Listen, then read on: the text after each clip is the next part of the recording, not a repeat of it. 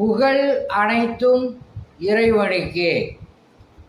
இஸ்லாத்தை கொடுத்து மக்களை நேர்வழிப்படுத்தக்கூடிய வல்ல இறைவனை போற்றி புகழ்ந்து நமது தலைவர் நபி ஸல்லல்லாஹு அலைஹி வஸல்லம் அவர்களுடைய துவா பரக்கத்தினாலும் ஃபேஸ்புக், யூடியூப், இன்ஸ்டாகிராம் நண்பர்களுக்கு அஸ்ஸலாமு அலைக்கும் வரஹ்மத்துல்லாஹி வ பரகாத்துஹு.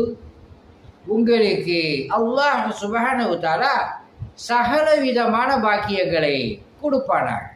இந்த வீடியோவை சப்ஸ்கிரைப் செய்து கொள்ளுங்கள், லைக்கம் போடுங்க. அல்ஹம்துலில்லாஹ். அல்லாஹ் சொல்கிறான், தபுரா சொல்கிறான். அத்தியாயம் 2 வசனம் 120. நபியே, யூதர்களும் கிறிஸ்தவர்களும் அவர்கள் வழியை நீர் பின்பற்றும் வரையில் உம்மை பற்றி திருப்தி அடைய மாட்டார்கள். ஆகவே அவர்களை நோக்கி நிச்சயமாக அல்லாஹுவின் வழி இஸ்லாம், அதுவே நேர்வழி என்று சொல்லும்.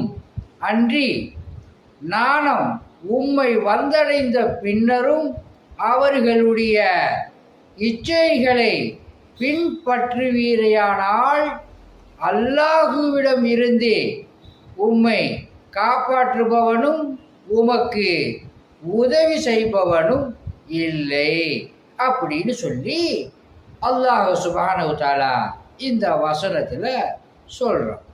உதாரணம், யூதர்களும் கிறிஸ்தவர்களும் அவர்களுடைய மதத்தை நபி ஸல்லல்லாஹு அலைஹி வஸல்லம் சொல்கிற பின்பற்றாதது வர அவர்கள் திருப்தி அடைய மாட்டார்கள். அல்லாஹுடைய மார்க்கம் இஸ்லாம்.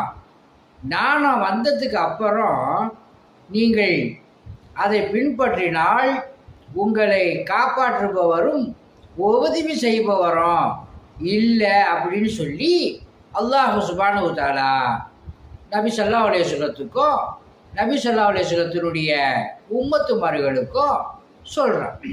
அல்லாஹுடைய மார்க்கம் இஸ்லாம் அப்படிங்கிறது இந்த வசனத்தினுடைய டெக்னாலஜியாக இருக்குது. அல்ஹம்துலில்லாஹ். ஆன்மீக முறையில் மூட்டு வலி, இடுப்பு வலிக்கு எண்ணெய் ஓதி கொடுக்கப்படும். ஆஸ்துமாவிற்கு தேன் ஓதி கொடுக்கப்படும். குழந்தை பாக்கியம் பெறுவதற்காக தண்ணீர் ஓதி கொடுக்கப்படும். அல்லாஹுடைய மாபெரும் கிருபையை கொண்டு